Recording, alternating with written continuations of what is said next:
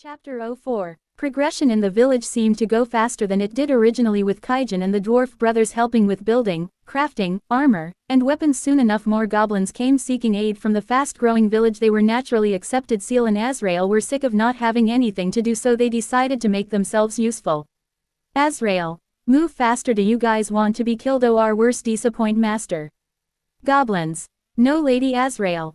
Azrael took it upon herself to give them some proper training. Fighting was her specialty, so she taught them various forms of hand-to-hand combat and how to master multiple weapons. As for Seal, such foolishness will only harm Master. Do you wish to have no initiative to help him and be useless without him? Goblins. No, Lady Seal. Seal took it upon herself to teach tactics, strategies, along with other basics in education that would prove useful in a basic understanding of their own magic abilities. Though neither of them got along, the one thing Azrael and Seal could cooperate if it meant for Rimuru's sake, though it would usually have to be a direct order. Currently they were in Rimuru's hut for a meeting alongside Veldora, who just sat in a corner and read manga, which has become his major routine recently, but since he stays out of trouble while doing this, no one has decided to object to this. Rimuru, I'm glad you both took matters into your own hands to help progress the village. Seal and Azrael, it's our pleasure, Master. You deserve nothing but the best. Rimuru, though I think you could be a little less harsh on them. Well, anyways, how's their progress? Seal, they learn fast enough. They seem to be mastering the basics and are quickly accomplishing more, and they've been excelling in their magic once they learn their talents. Azrael, their combat ability has become greater than the average soldier. Once the battle against the Orc Lord arrives, we'll have nothing to worry about. Rimuru, good, you've both done well. Both Manas blushed and shivered with pleasure at the praise. Seal, thank you, Master. Azrael, we will continue to serve you best we can. A knock could be heard. They turned to the door. Rimuru, you may enter. It was Rigard. He took a knee in their presence. Rimuru, did you both teach them that? Seal, it's your Imagina. Azrael, yes. Seal glared at Azrael. Azrael smirked back. Rimuru decided it's best to ignore this and focus on the task at hand. Rimuru, what's the situation? Rigard, sir, we just received a message from the security team. It says they've spotted suspicious beings in the forest. Seal, humans. Rigard, yes, Lady Seal. Rimuru, did they say how many? Rigard, 4. It's possible they're scouts sent from another nation to expand their dominion. Azrael, I wouldn't put it past them as a tactic. Rimuru, this seems worth investigating. Of course Rimuru, Seal, and Azrael already knew who these humans were along with the purpose of their visit. Meanwhile, said humans were all currently running as fast as their legs could carry them as they were being chased down by giant ants. Dido, this whole thing is your fault. Kaval, what kind of idiot goes around stabbing giant ants' nests? Kaval, shut up and show your leader some respect, damn it. Uren, no, you haven't earned my respect. If I die today, I swear that I'm coming back to haunt you. Kaval laughed with a hint of insanity.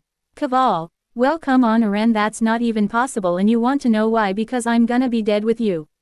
Shizu turned around and unsheathed her sword. It lit a flame. With it she incinerated 3 of the ants at once. More jumped to attack her. Out of the fire she cut both of them down. In midair she continued her attack as she cut down 2 more of the ants, finishing off the hive. Her party was shocked, to say the least.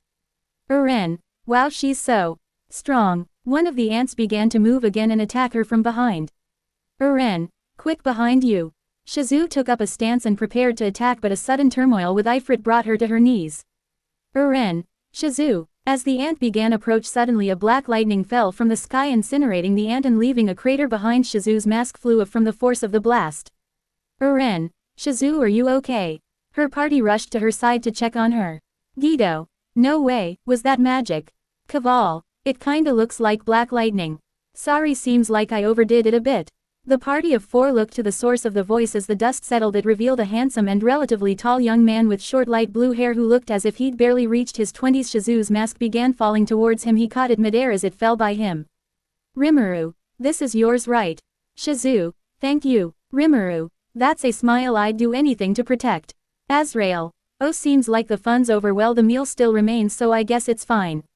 Seal, honestly, can you at least spare some tact while we have guests? Azrael, could you mind your own business and leave me be? The party of adventurers' attention began to slowly shift to what seemed to be 2 girls arguing, though Shizu found it more than odd. One girl looked like an exact description of a character one of her students spoke about. The other looked very similar to her but was dressed in a maid outfit. She decided to put this thought off for now. Rimuru, Don't mind them, they're always like that. I don't know what you guys are here for, but how about you come to our village? It's nothing to brag about yet, but we do have food, beds, and protection from monsters. Kaval, Guido, and Aren, yes please. Rimuru, these the 3rd of May never change. Later Rimuru, Seal, and Azrael walked to the tent Kaval's party stayed at. Rimuru, are our guests doing well? Rigurd, well, the reckless party could be heard arguing over meat from outside. Rigurd, they said they were starving, so I gave them some food. Rimuru, that's fine, I'd say that's rather hospitable, I'm proud of you. Rigurd, you honor me with your praise. They were shown in the hut by Rigurd to find Kaval, Guido, and Aren stuffing their faces. Azrael, so this is that party from your memories in person. I hope being greedy eaters isn't all they're good for.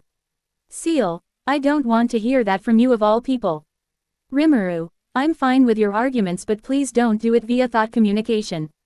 Rigurd, please allow me to make introductions here. May I present to you Lady Azrael, Lady Seal, both are in service of the master of our village, the great Lord Rimuru. Kaval, Guido, Aren, the master. Seal had a serious and slightly scary expression on her face. Seal, do any of you have a problem with that? Kaval, and no, not at all. Aren, we knew that you weren't just ordinary people, but it's a bit surprising. Rimuru, yeah, well, surprise when I'm the leader of this village, believe it. Shizu chuckled a bit at Rimuru's reference. Kaval, forgive our rudeness, it's just we thought we were done for back there and we never expected to be rescued, thank you so much. Aren, yeah, and thanks a lot for feeding us too, everything's really delicious. Guido, we appreciate your hospitality, the last thing we expected to find here was a bunch of goblins leading a village. Azrael, so what are you guys doing here anyways? Kaval, the name's Kaval, not that it's saying much, but I'm the leader of this party. Aren, my name is Aren. Guido, and you can call me Guido, it's a pleasure to meet you. Kaval, while she's not a permanent party member, this girl is tagging along with us since we were going the same way.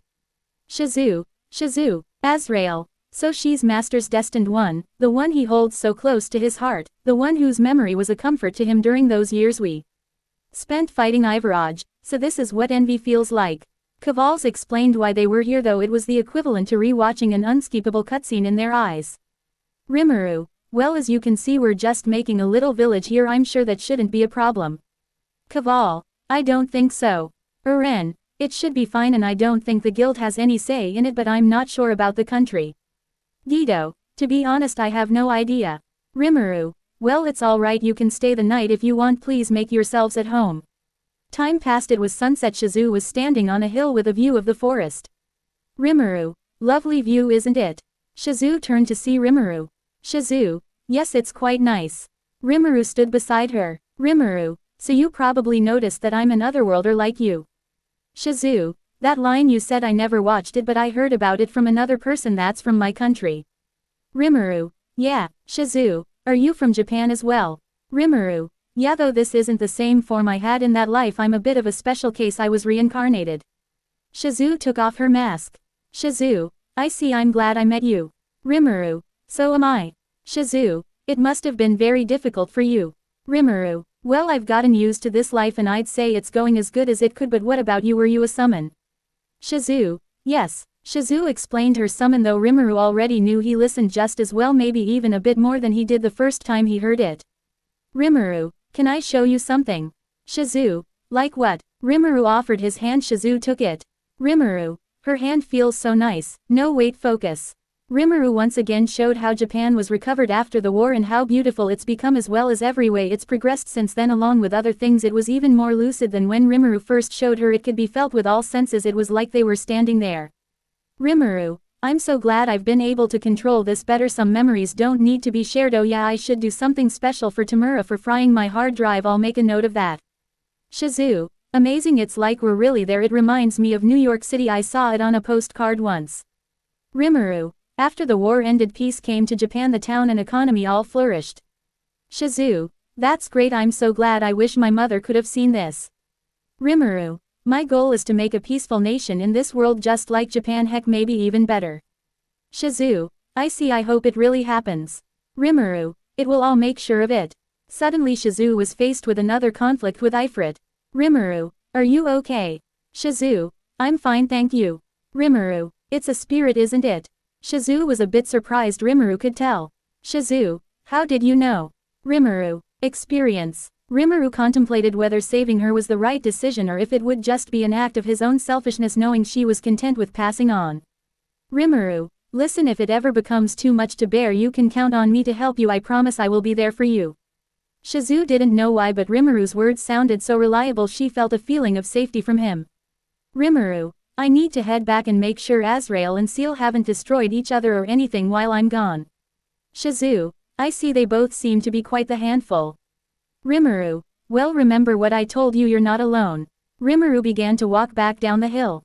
Shizu, what a kind man. Perhaps if this curse wasn't upon me, or if we were in a world aside from this. Shizu began to blush and shake her head, trying to free herself from any impure thoughts. Time skip. It was morning. Kaval and Guido were waiting at the edge of the village for Shizu and Aren. Rimuru, Seal, Azrael, Rigard and Rigyar were also there to see them off when Shizu lost control and Ifrit was released. Azrael, my first spirit. Seal, guess I'll just have to tame you all over again. Rimuru put his hand up as an order for both of them to hold off. Rimuru, make sure those fires don't spread or even start, I'll handle this. Seal, understood master. Though disappointed she couldn't fight, Azrael nodded and obeyed. Rimuru, now to stop the flames fuel. As Ifrit's salamanders charged at Rimuru, a fire blast was also sent his way by Ifrit. Rimuru simply took a small exhale and all of Ifrit's salamanders froze and were shattered. Rimuru, looks like my old friend was right, that trick really is fun. Ifrit was shocked. He was ready to try another attack, but before he could, Rimuru unleashed a devastating amount of his aura which froze him in place. Rimuru, time to finish this. Rimuru wrapped Ifrit in thread imbued with his magic. Rimuru, Azrael, devour Ifrit to separate him from Shizu. Azrael, yes, master.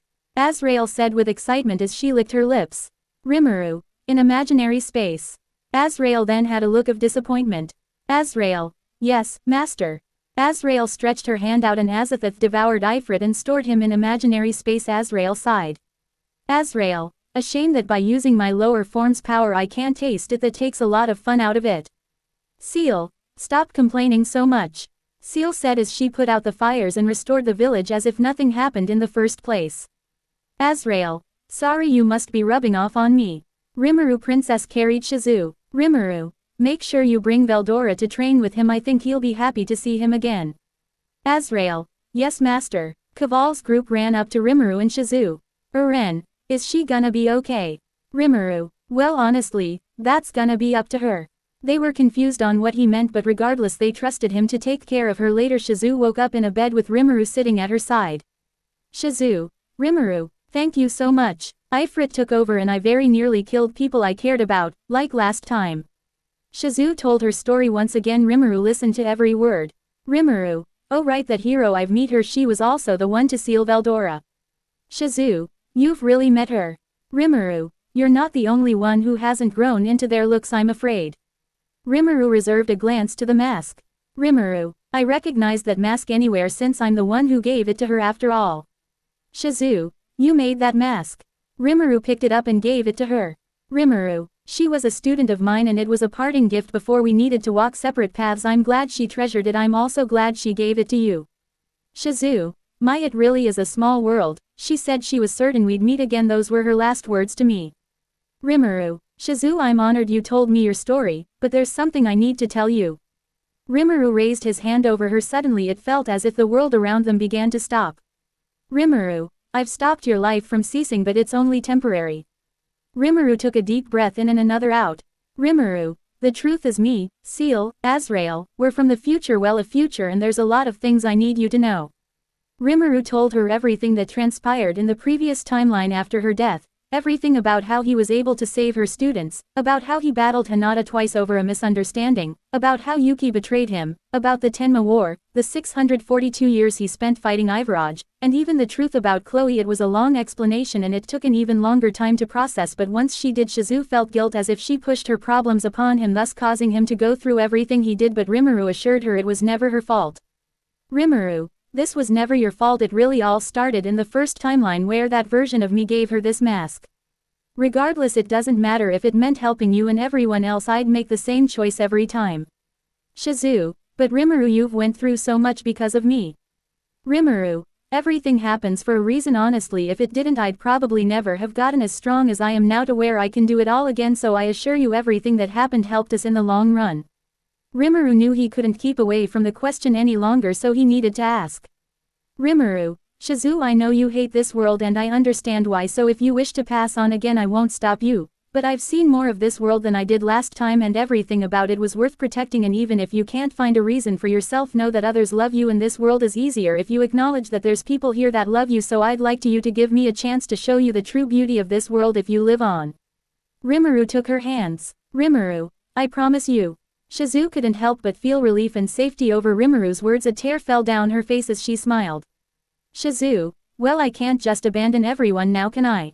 Rimuru smiled. Rimuru, I guess not. Rimuru wiped the tear of her face.